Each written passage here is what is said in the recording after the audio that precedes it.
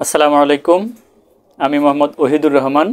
আপনাদের সকলকে জানাই ফরাজি আইটি ওয়ার্ল্ডের পক্ষ থেকে অনেক অনেক শুভেচ্ছা ও অভিনন্দন। বন্ধুরা, আজ আমি এমন একটি বিষয় নিয়ে আপনাদের মাঝে হাজির হয়েছি যা কিনা পরিবর্তিত বিশ্ব ব্যবস্থায় আমাদের প্রত্যেক মানুষের জন্য অতীব প্রয়োজনীয়। বলছিলাম কম্পিউটার বিষয়ে। বর্তমানে দৈনন্দিন কার্যাবলী সম্পাদনের ক্ষেত্রে কম্পিউটারের গুরুত্ব আলাদা করে বোঝানোর কিছুই নেই। এর প্রয়োজনীয়তা অনুধাবন করে অনেকের শিক্ষার ইচ্ছা থাকা সত্ত্বেও হয়তো বা কর্মব্যস্ততার জন্য কোনো প্রতিষ্ঠানে গিয়ে শিক্ষার সুযোগ হয়ে ওঠে না। তাদের জন্যই আমার আজকের এই আয়োজন। এই কোর্সটি যদি কেউ শুরু থেকে শেষ পর্যন্ত মনোযোগ সহকারে দেখেন, আশা করছি আপনি আপনার কম্পিউটার জ্ঞান অনেকাংশে বাড়িয়ে নিতে পারবেন। তাহলে বন্ধুরা, চলুন আর কথা না বাড়িয়ে মূল কাজে যাওয়া যাক।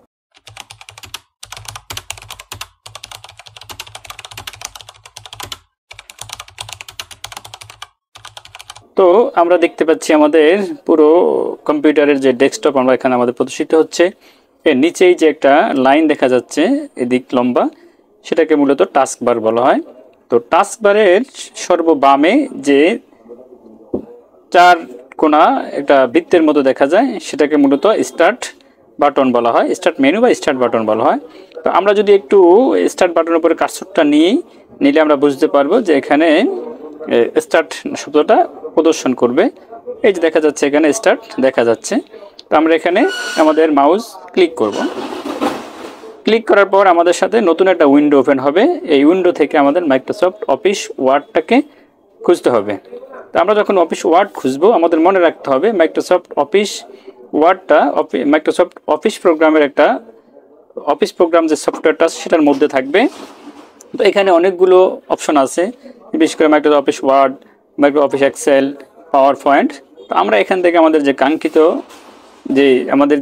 কাজটা, সেটা আমাদের মাইক্রোসফট অফিস ওয়ার্ড আমরা খুঁজে বের করব। তো আমরা দেখি যেহেতু আমাদের এখানে মাইক্রোসফট অফিস ওয়ার্ড দেখা যাচ্ছে না, সেই সেবা আমরা নিচ থেকে খুঁজবো। ঠিক আছে, আমরা খুঁজে দেখব যে কোথায় মাইক্রোসফট অফিস পাওয়া যায়। আমরা দেখতেছি যে কোথায় আছে। এই যে আমরা খুঁজে পেলাম মাইক্রোসফট অফিস। তো আমরা এখানে ক্লিক করব।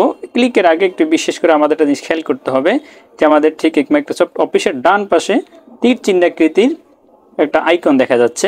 এই আইকনের মানে হলো আমাদের এই অপশনটার মধ্যে, মাইক্রোসফট অফিস প্রোগ্রামটার মধ্যে আমাদের আরও কিছু কাজ আর মেনু এখানে আছে। তো আমরা এখানে ক্লিক করার পরে মেনুগুলো এখানে প্রদর্শিত হবে। আমরা দেখি এর মধ্যে কী আছে। তো ক্লিক করলাম। ক্লিক করে আমরা দেখতেছি আমরা আমাদের যে কাঙ্ক্ষিত মাইক্রোসফট অফিস ওয়ার্ড এখানে আছে কিনা। তো আমরা আমাদের মাউস থেকে এটাকে স্ক্রল করব, স্ক্রল করে দেখব কোথায় আছে। তো আপনারা দেখতে পাচ্ছেন এখানে মাইক্রোসফট অফিস ওয়ার্ড 2007 লেখা আছে। আমরা মাইক্রোসফট অফিস ওয়ার্ডের যে ডকুমেন্টস, এই যে ওয়ার্ক স্পেস, এটাকে আমরা ওপেন করার জন্য আমরা মাইক্রোসফট অফিস ওয়ার্ড 2007-এ ক্লিক করব। তো দেখি আমাদের মাইক্রোসফট অফিস ওয়ার্ড 2007 ক্লিক করার পর আমাদের সামনে মাইক্রোসফট অফিস ওয়ার্ডের একটা ডকুমেন্টস, একটা ইন্টারফেস এখানে ওপেন হলো। তো এবার আমরা কোন প্রক্রিয়া আমরা এই কাজটা করব সেটা আমাদের অত্যন্ত গুরুত্বপূর্ণ, এবং আমরা দেখব যে আমরা কোন প্রক্রিয়ায় কাজটাকে কমপ্লিট করতে পারি। তো আপনারা দেখতে পাচ্ছেন সর্ব উপরে একটা লেখা দেখা যাচ্ছে, সেটা হলো ডকুমেন্ট 1 মাইক্রোসফট ওয়ার্ড। তো এটা এখানে আসলে থাকার অর্থ হলো আমরা যে কাজটা এখানে করব, এই ডকুমেন্টসটার একটা টাইটেল বা শিরোনাম যাই বলি না কেন, এই আমরা ডকুমেন্টটা কী নামে সেভ করব সেটা এখানে প্রদর্শিত হচ্ছে। তো এটাকে বলা হয় টাইটেল বার।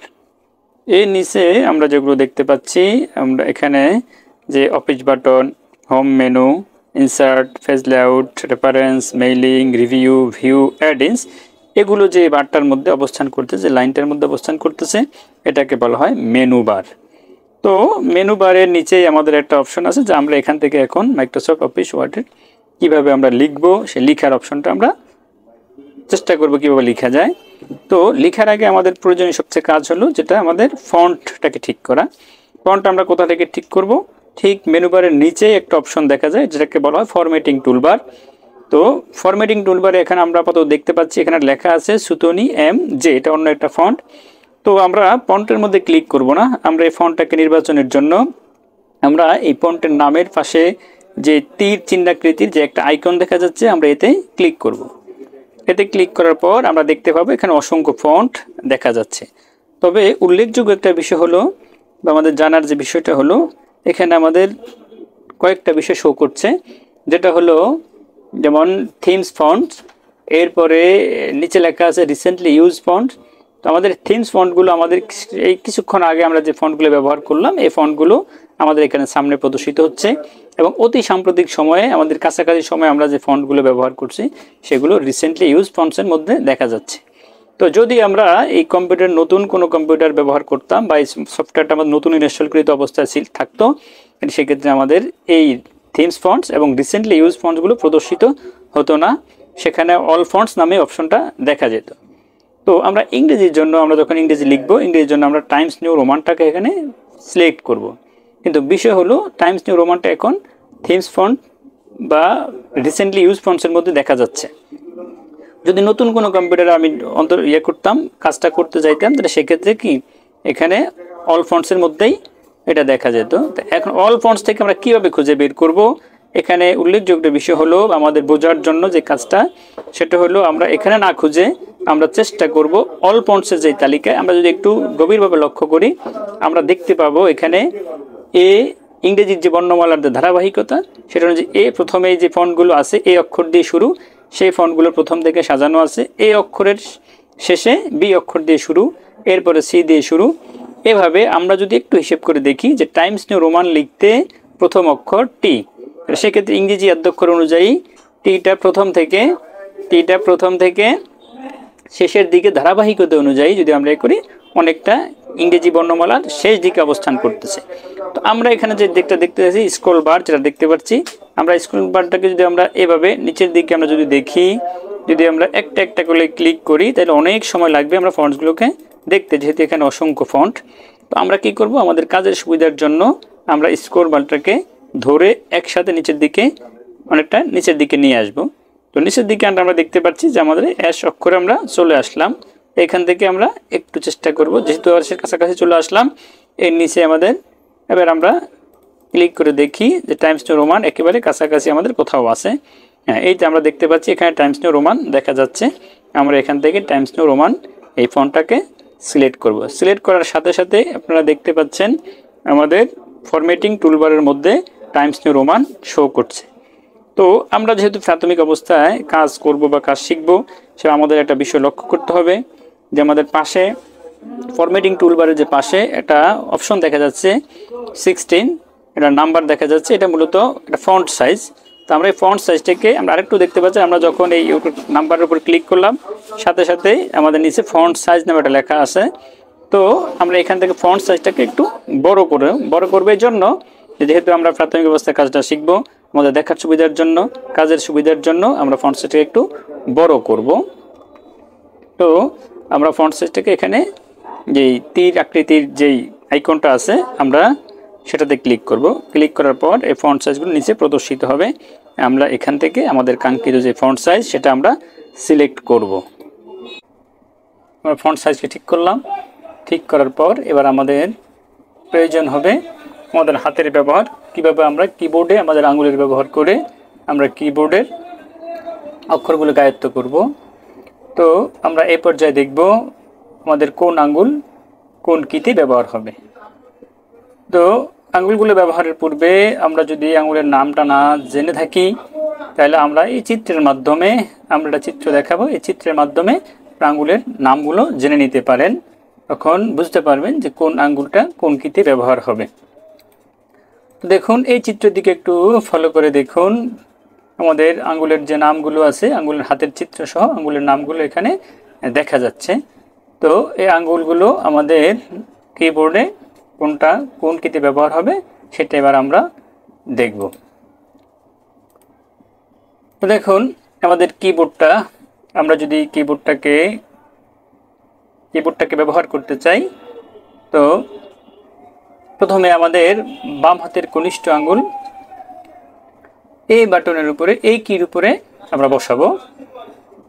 এরপরে বাম হাতের অনামিকা আঙ্গুল এস অক্ষরের উপরে বসবে, এর পরবর্তীটা ডির উপরে বসবে, এরপরে বাম হাতের তর্জনী আঙ্গুল এফ বাটনের উপরে, এফ কির উপরে বসবে। তো দেখতে পাচ্ছেন আমাদের তীর চিহ্ন দ্বারা চিহ্নিত করা আছে। ঠিক একইভাবে আমাদের এই বাম হাতের তর্জনী আঙ্গুল দ্বারা দুইটি কিতে ব্যবহার হবে, দুইটা অক্ষর উঠবে, এফ এবং জি। তো এরপরে আমরা ডান হাতের তর্জনী আঙ্গুলটি যে কির উপরে বসাবো, এরপর ধারাবাহিকভাবে পরবর্তী আঙ্গুল কের উপরে বসবে, এরপরের অর্থাৎ অনামিকা আঙ্গুল, ডান হাতের অনামিকা আঙ্গুল এল কির উপরে বসবে, এরপর ডান হাতের কনিষ্ঠ আঙ্গুল সেমিকোলনের উপর বসবে এবং দুই হাতের বৃদ্ধাঙ্গুলটা স্পেস বারের উপরে থাকবে। তো এইভাবে আমরা যখন হাতটা বসানো আমাদের হবে, তো হাত বসানোর পরে আমরা আর কিবোর্ডের দিকে তাকাবো না। এতে করে হবে কি, আমাদের যে কিবোর্ডকে আমাদের মস্তিষ্কের সাথে যে আয়ত্ত করার যে বিষয়টা, সেটা আমাদের পুরোপুরি ভালোভাবে হবে। যদি আমরা কিবোর্ড দিকে তাকানোর চেষ্টা করি, এতে করে আমাদের খেয়ালটা নড়চড় হবে। নড়চড় হলে পরে আমাদের কিবোর্ডটা ভালো আয়ত্ত হবে না, এবং আয়ত্ত কোনো মতো করতে পারলেও পরবর্তীতে দীর্ঘদিনে আয়ত্ত থাকবে না। পুনরায় ফিরে আসার পর এতে ক্লিক করব। ক্লিক করার পর আমরা দেখতে পাচ্ছি যেখানে এটা স্মল লেটারে উঠেছে, সেটা আমরা দেখব। আমরা যখন একে একে প্রেস করা শুরু করলাম, আমরা দেখতে পাচ্ছি ASDF space JKL semicolon space. আমাদের প্রত্যেকটি অক্ষরেই স্মল লেটারে উঠলো। তো আমরা এগুলোকে ক্যাপিটাল লেটারে তোলার জন্য বন্ধুরা দেখতে পাচ্ছেন আমাদের কিবোর্ডের ঠিক বাম কর্নারে একটি ক্যাপস লক নামক একটি বাটন আছে, একটা কি আছে। আমরা এই ক্যাপস লক বাটনটিতে আমরা প্রেস করব। ক্যাপস লক বাটনটিতে প্রেস করার পর আমরা আমাদের কিবোর্ডটা ক্যাপিটাল লেটারের জন্য উপযুক্ত হবে। তো আমরা এবার ক্যাপিটাল লেটারে অক্ষরগুলো তোলার চেষ্টা করব। এবার যদি আমরা প্রেস করি, আমাদের ক্যাপিটাল লেটারে অক্ষরগুলো উঠতে থাকবে। এই দেখুন ASDF space JKL semicolon space. এভাবে আমরা উপরের সারি এবং নিচের সারির অক্ষরগুলো তুলব। তো বন্ধুরা, আজ আমাদের প্রথম পর্ব এই পর্যন্তই থাকলো। আমি আশা করব আপনারা যদি চেষ্টা করতে থাকেন, এভাবে ধীরে সুস্থে খুব ভেবে চিনতে এবং মনোযোগ সহকারে যদি টিপসগুলোকে লক্ষ্য করেন এবং টিপসগুলো অনুযায়ী কাজ করেন, আমি আশা করব আপনার অল্প সময়ের মধ্যেই আপনাদের কিবোর্ডটা আয়ত্ত হয়ে যাবে। বন্ধুরা, যদি আমার এই কোর্সটি একটু হলেও আপনাদের উপকারে আসে, তাহলে অনুরোধ থাকবে আমাদের চ্যানেলটি সাবস্ক্রাইব করে পাশে থাকা বেল আইকনটি বাজিয়ে দিন, যাতে পরবর্তী কোনো ভিডিও আপলোড হওয়ার সাথে সাথে আপনার কাছে নোটিফিকেশন চলে যায়। লাইক কমেন্ট করে আমাদের সঙ্গেই থাকুন। ইনশাআল্লাহ অতি দ্রুতই এই কোর্সটির দ্বিতীয় পর্ব নিয়ে ফিরব আপনাদের মাঝে। সে পর্যন্ত সবাই ভালো থাকুন, সুস্থ থাকুন, এই কামনায় আল্লাহ হাফেজ।